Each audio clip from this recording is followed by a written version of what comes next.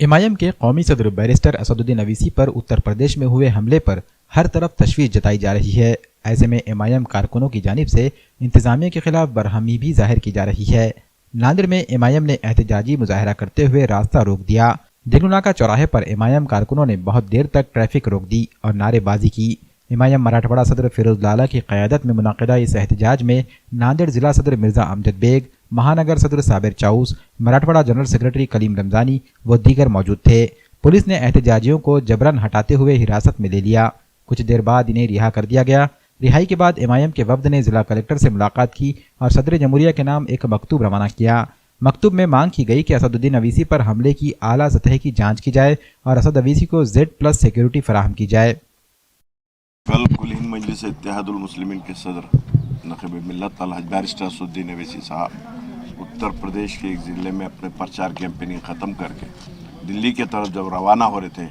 वहीं पर सड़क पे एक टोल टैक्स के ऊपर कुछ दहशतवादियों ने उनके ऊपर एक दहशतवादी हमला किया है, जिसमें अल्लाह सुब्हानो तआला का सबसे पहले शुक्र अदा करता हूँ कि बैरिस्टर असदुद्दीन साहब सुरक्षित है। और ये जो हमला है इसके खिलाफ आज कुल हिंद मजलिस इत्तेहादुल मुस्लिमीन की जानिब से पूरे महाराष्ट्र रियासत में और मराठवाड़े में आंदोलन हो रहे हैं। आज नांदेड़ के अंदर भी रास्ता रोको आंदोलन किया गया। हमारी यही मांग है कि बैरिस्टर असदुद्दीन अवीसी साहब को एक तो Z+ सिक्योरिटी देना चाहिए और वो जो हमलावर है, वो जो दहशतवादी जो लोग हैं, उन पे कड़ी से कड़ी कार्रवाई होकर उन पर कुछ सज़ा होना चाहिए और उसके पीछे का जो मकसद है, जो हमला हुआ है, वो उसकी जांच होना चाहिए। क्योंकि कुल हिंद मजलिस इत्तेहादुल मुस्लिमीन के सदर नक़ीब मिल्लत अलहज बैरिस्टर असदुद्दीन अवीसी साहब के ऊपर ये पहला नहीं, इससे पहले भी कुछ महीनों पहले बैरिस्टर असदुद्दीन अवीसी साहब के घर पे खुले हथियार लेकर कुछ दहशतवादियों ने उनके घर के ऊपर हमला किया है, जहां उनका घर और पुलिस चौकी यानी कि एक 2 मिनट के 20 फीट के ऊपर ही है। पुलिस को फिर भी 15 मिनट लगते हैं। उसके बाद हाल ही में गुज़िश्ता दिनों के अंदर मेरठ के अंदर एक सभा के अंदर ये कहा जाता है कि बैरिस्टर असदुद्दीन अवीसी साहब की गर्दन मारना चाहिए, ये कहा जा रहा है। उसके बाद ये धर्म सांसद जो हुई, जिसके अंदर नक़ीब मिल्लत अलहज बैरिस्टर असदुद्दीन अवीसी साहब के खिलाफ कई भाषण किए गए।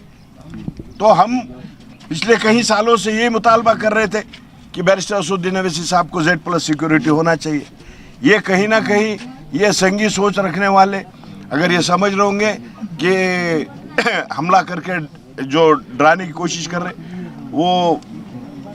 बिल्कुल गलत उनकी सोच है और जमहूरी हक है। बैरिस्टर असदुद्दीन अवीसी साहब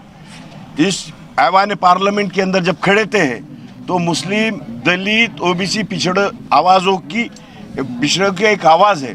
तो यही बीजेपी की हुकूमत को बर्दाश्त नहीं हो रहा, उनके आंखों में खटक रहा है कि मजलूमों की जो आवाज़ है बैरिस्टर असदुद्दीन अवीसी साहब, इनके खिलाफ बड़ा षड्यंत्र रचा जा रहा है। तो आज यहाँ पर हमने नरेंद्र मोदी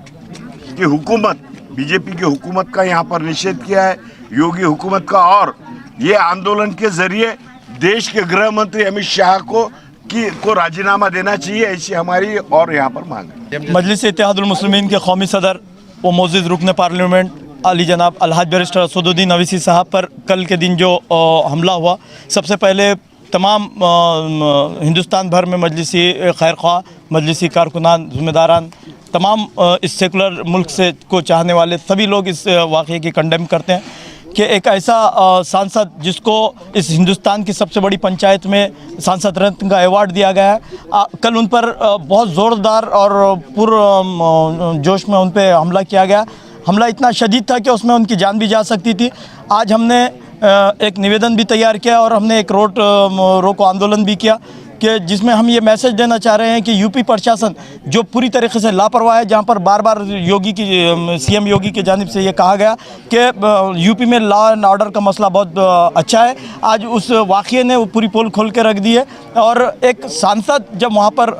महफूज नहीं है तो आम लोगों का क्या हाल होगा। इसी मुतालिबे को लेकर आज हम लोग एक डेलीगेशन भी देने वाले, कलेक्टर साहब के मारिफत हम लोग हमारे इस सदर जमहूरिया को एक लेटर भी देने वाले, जिसमें 2 हमलावर जिन्होंने हमला किया था उनके पीछे किन लोगों का हाथ है, किन संगठनों का हाथ है, कोई बड़ी साजिश है, इसकी हम लोग ये चाह रहे हैं कि सीबीआई जांच की जाए और आज़ादाना इसकी जांच की जाए। ये मुतालबे को लेकर हम लोग ज़िला कलेक्टर ऑफिस भी पहुंचेंगे और मैं तमाम अवामुन्नास से आपके माध्यम से ये भी कहना चाहता हूँ कि इस शदीद हमले में भी अलहाज बैरिस्टर असदुद्दीन अवीसी साहब सही सलामत है और अल्लाह से दुआ कीजिए कि वो जहाँ कहीं भी हो अल्लाह उनकी हिफाजत करे। मजलिस इत्तेहादुल मुस्लिमीन के नेशनल सदर हमारे बैरिस्टर असदुद्दीन अवीसी साहब के ऊपर